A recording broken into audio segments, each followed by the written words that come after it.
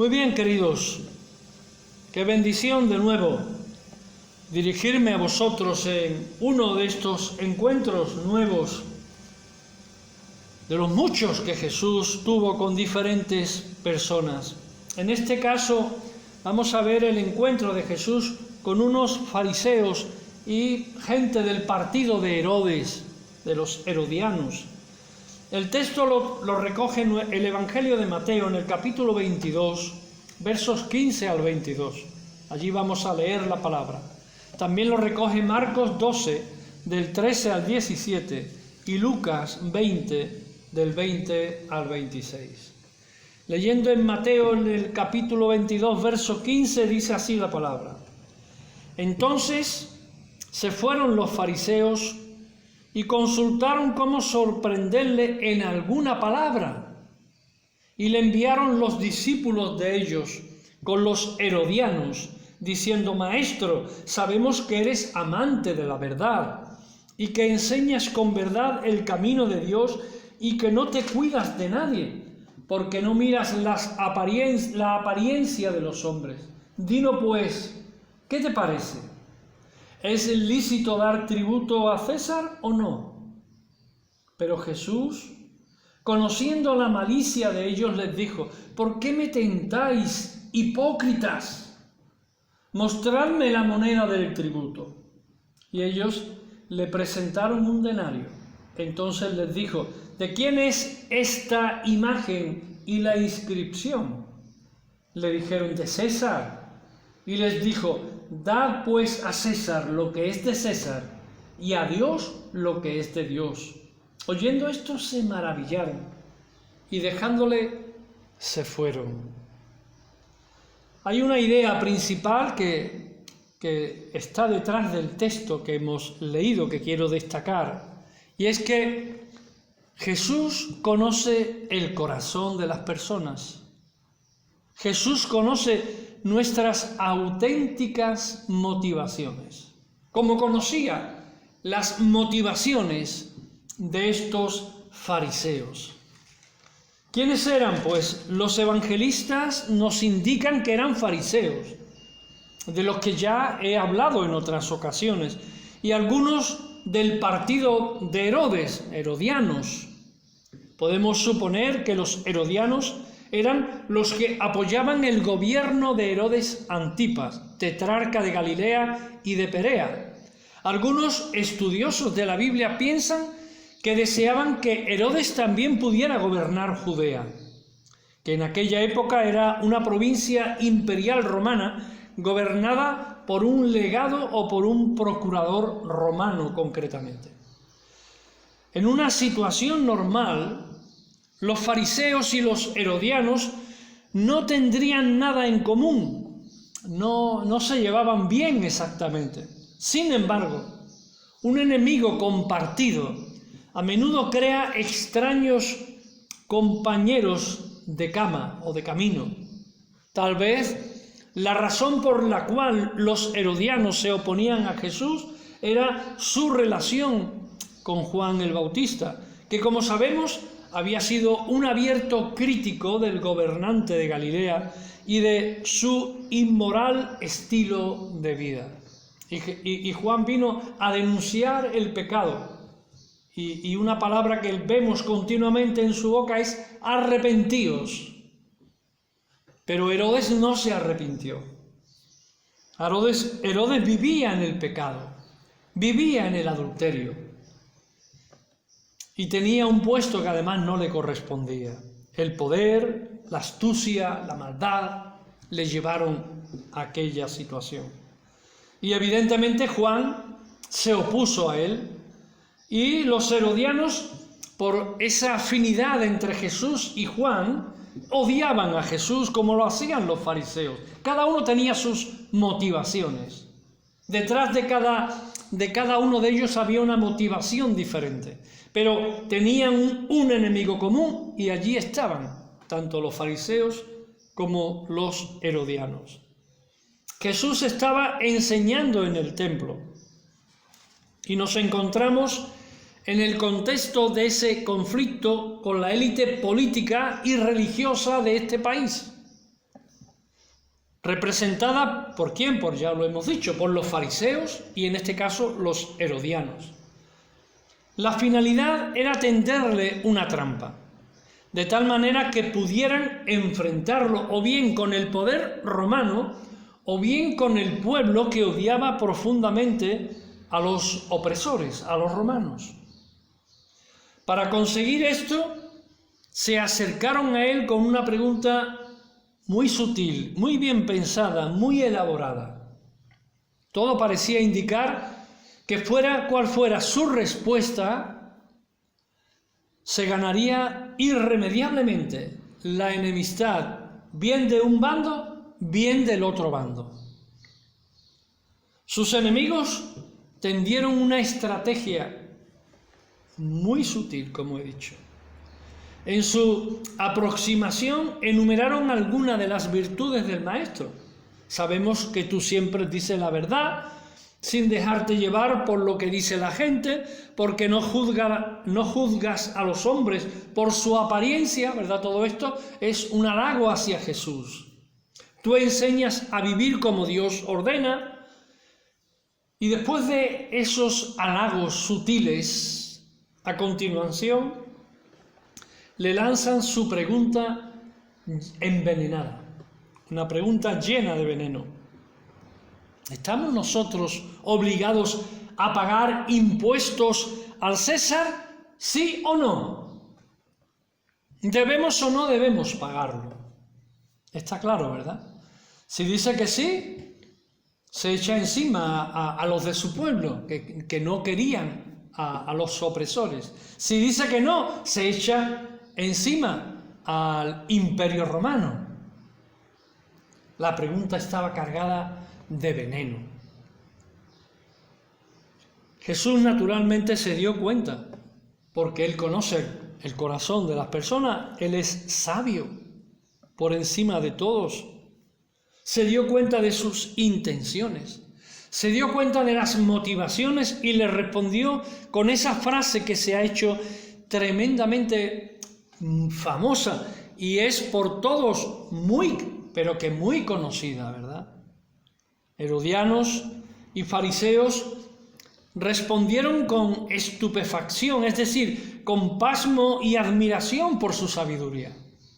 Habían intentado capturar a Jesús en una trampa y no habían podido, no habían sido capaces. La sabiduría del Maestro estaba muy por encima de la de ellos.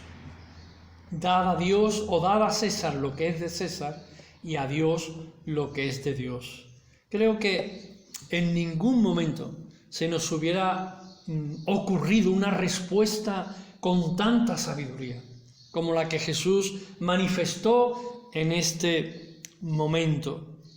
Tristemente, sin embargo, aquellos hombres no recibieron el impacto espiritual que se hubiera esperado de ellos. No recibieron el impacto que Jesús hubiera querido causar en el corazón de ellos. Reconocieron su capacidad de eludir sus trampas. Se admiraron de su hábil respuesta, pero no fueron transformados por el carácter, la sabiduría, el amor, la delicadeza de Jesús. Igualmente ocurre una y otra vez.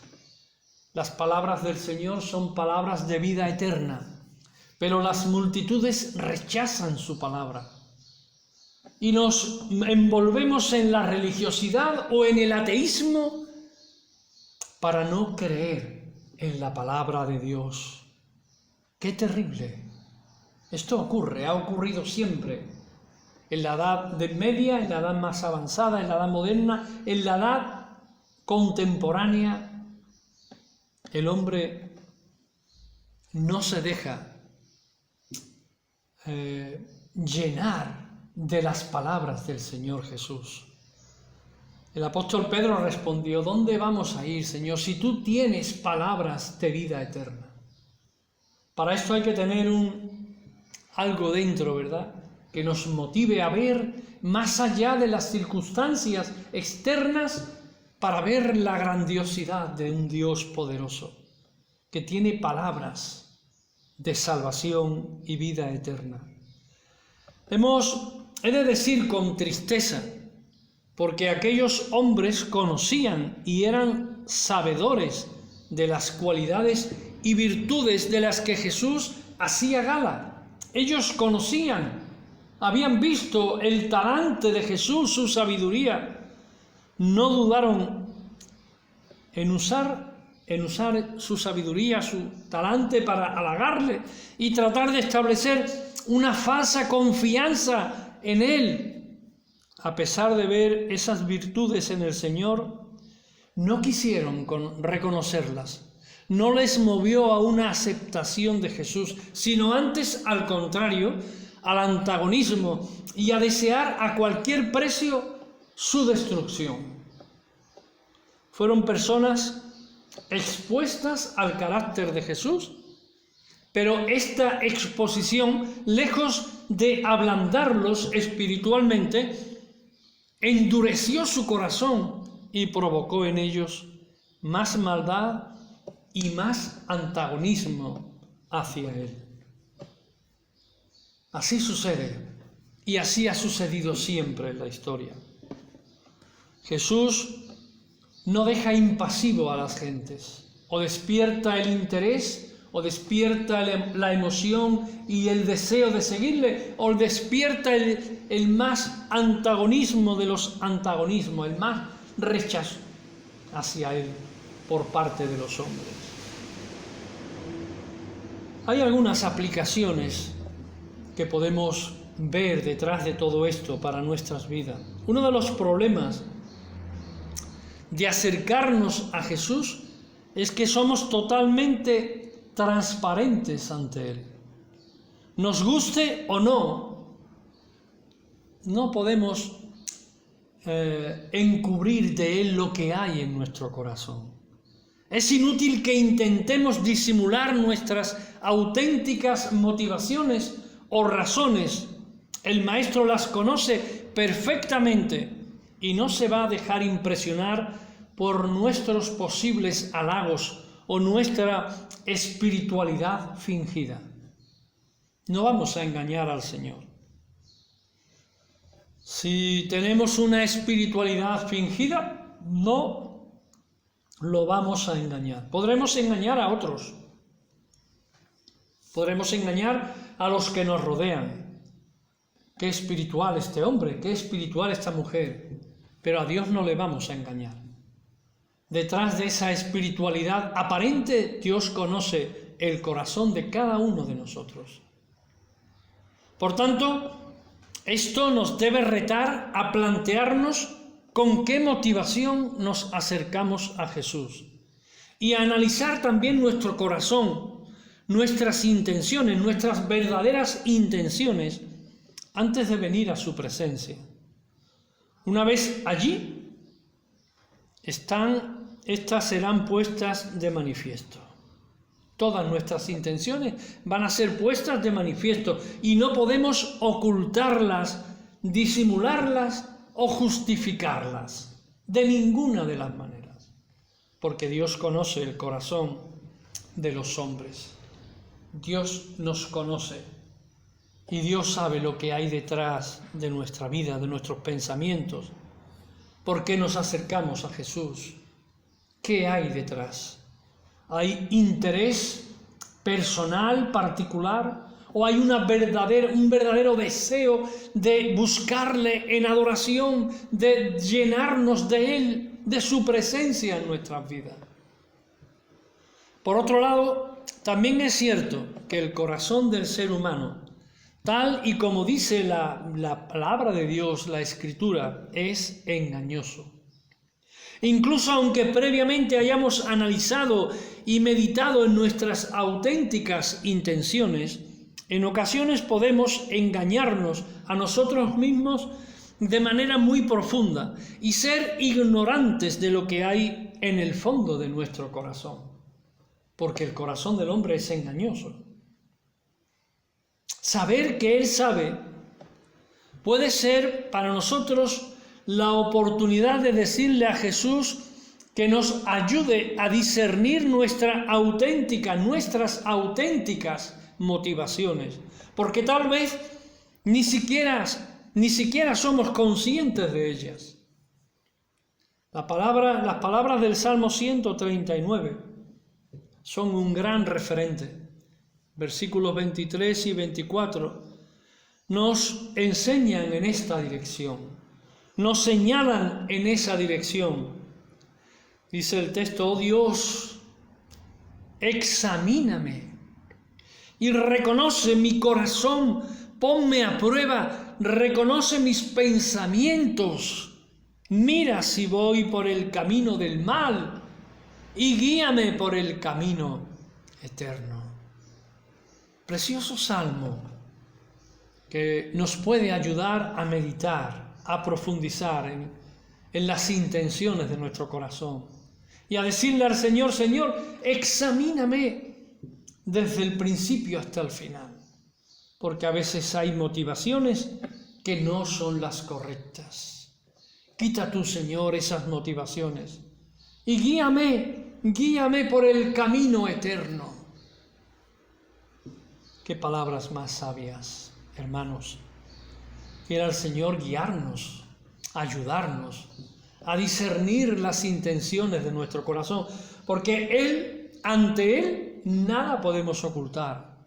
Estos hombres que vinieron a Él con este planteamiento, primero halagándole y después lanzándole una pregunta punzante, una pregunta con trampa, Jesús conocía el corazón de ellos. Y de la misma manera conoce nuestro corazón. Nada podemos ocultar delante de Dios. Por eso déjame terminar con las preguntas de aplicación personal para tu vida. ¿Hay transparencia en tu vida? Plantéatelo, hermano, amigo, que me escuchas. ¿Hay transparencia en tu vida? Cuando te miro, cuando te veo lo que realmente eres o veo solamente una máscara. ¿Hay transparencia en nuestra vida?